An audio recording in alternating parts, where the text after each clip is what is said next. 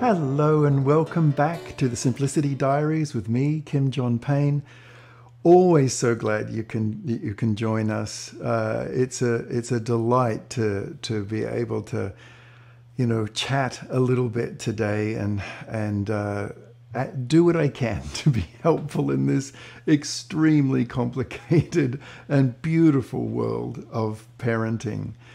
Today, what I wanted to talk about was being able to have a lightness of touch with our children, so that when we need to have more seriousness, more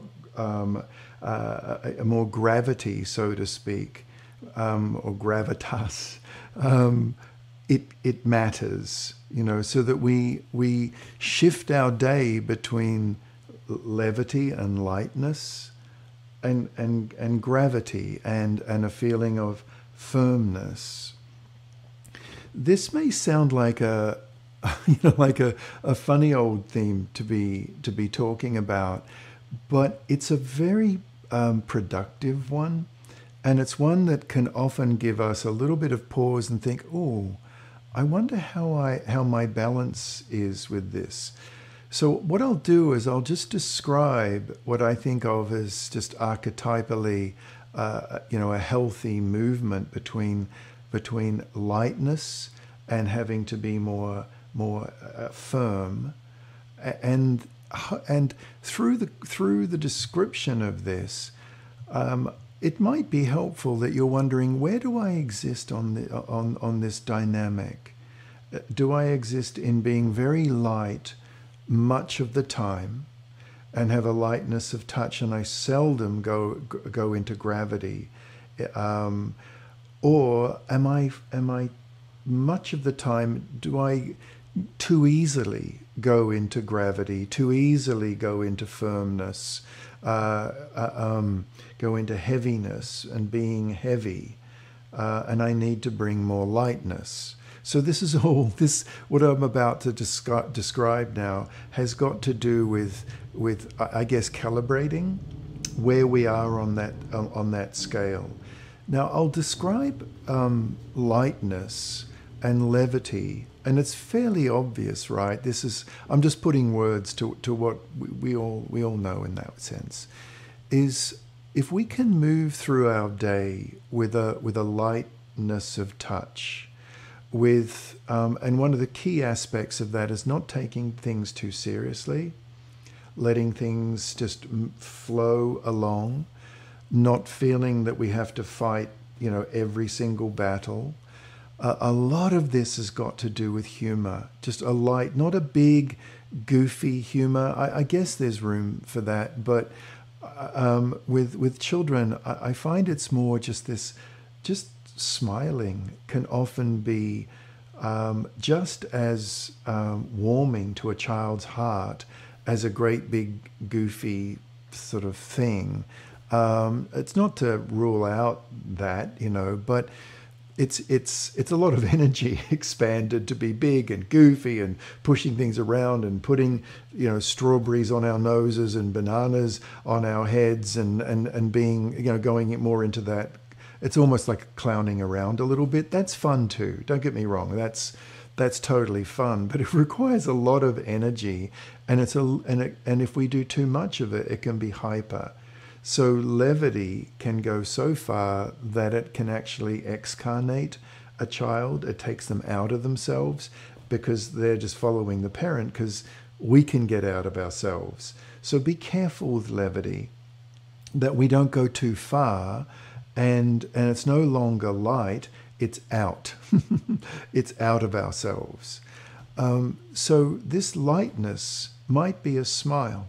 It might be just a walking by a child sitting at their little table doing a project, and we just stroke their hair or give their shoulder a little squeezy. That's lightness, and it's literally a lightness of touch physically, but it's also a lightness of touch emotionally. Lightness also can go into being able to just be with a child and give them the space they need, And if something blows up and they're frustrated with something that they're doing, to be inquisitive and not accusative. To be inquisitive is to have a lightness of touch. To say, oh, honey, is that really going wrong? Oh my goodness, that must be very, very frustrating to have that go wrong like that. It's the gesture, I think of it, I guess coming from an Australian British sort of background, is oh dear, oh dear. I remember as a little boy growing up next to my grandmother. She lived next door to us. And whenever something was going very wrong, this is quite a little boy, one of the sort of famous family stories, you know, we all have them, is that I would take my arm and my elbow across to Grandma, because she would hold her hand up, and I would put my arm in the crook of her arm. I'd sit nearby, and she would stroke my forearm and say, "Oh dear, oh dear," and I'd be telling her about all kinds of things. And I was, "Oh dear," I don't remember her ever trying to sort out any problem at all. It was just this lightness of touch, both with her heart and with her hand. And if we can go through our day remembering that we need to have this lightness with our children, we need to have this humor, we need to be able to laugh with them when something goes wrong, to just empathize with them, this lightness, just, that goes an awfully long way, doesn't it? So lightness, levity, gentleness, receiving. Then there's gravity, and there are moments when we do need to go into gravity.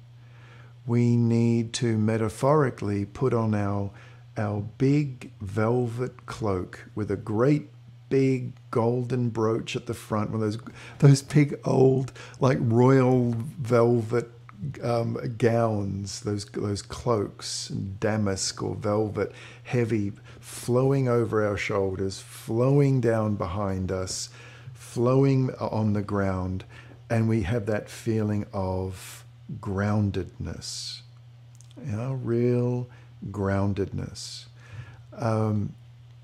And that feeling of gravity, of groundedness, is very much where we need to go to at times. We need to have our feet on the ground. We need to feel this flow down and back. The key gesture of it is down and back. And it's almost, some parents have said to me, I actually imagine that cloak down and back.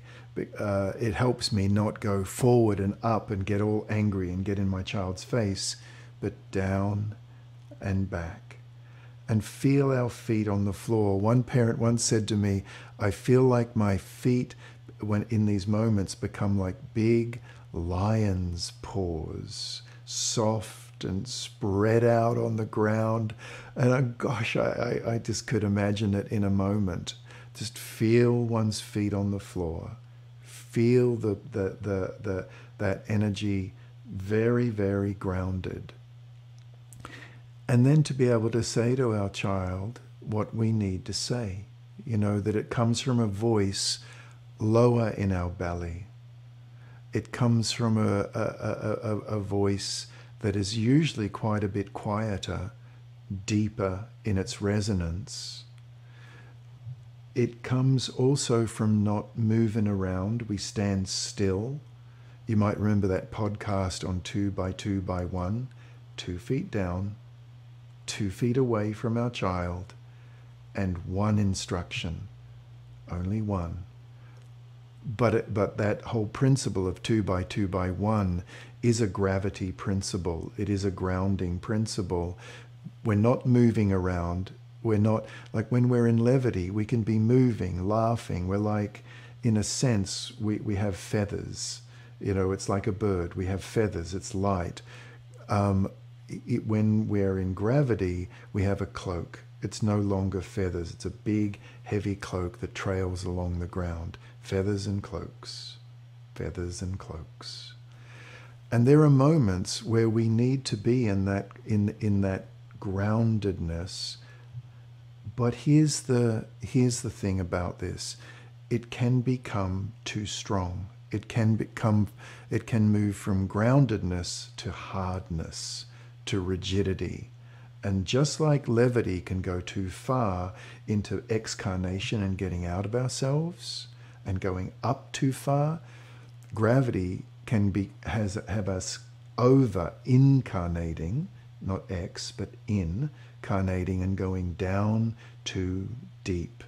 And it's scary for a child because it becomes hard and it becomes rigid.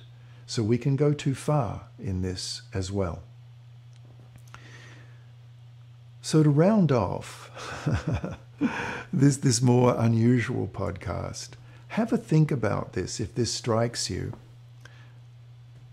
Am I more gifted? Do I more easily go into levity, into lightness, into feathers?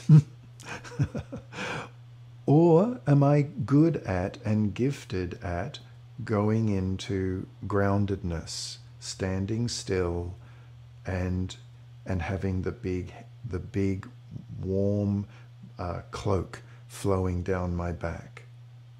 That's one question.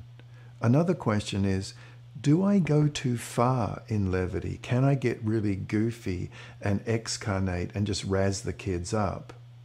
Or do I go too far into gravity sometimes and I become rigid and harsh? That's, I guess, another question to ponder. But if we do go too far into levity and get out of ourselves, or too far into groundedness and we become rigid, my words would don't despair. It means that if we go too deeply and become somewhat rigid, it means there's a gift in that, and the gift is we're good at gravity. Just bring it up a little bit. Don't beat yourself up about it. It means you're good at going into gravity, but you've got to be careful to not go too far.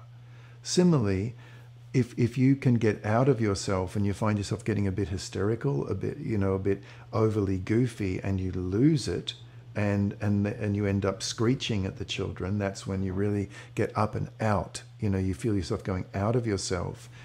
Again, the gift of that is that you're probably really good at levity. Don't beat yourself up.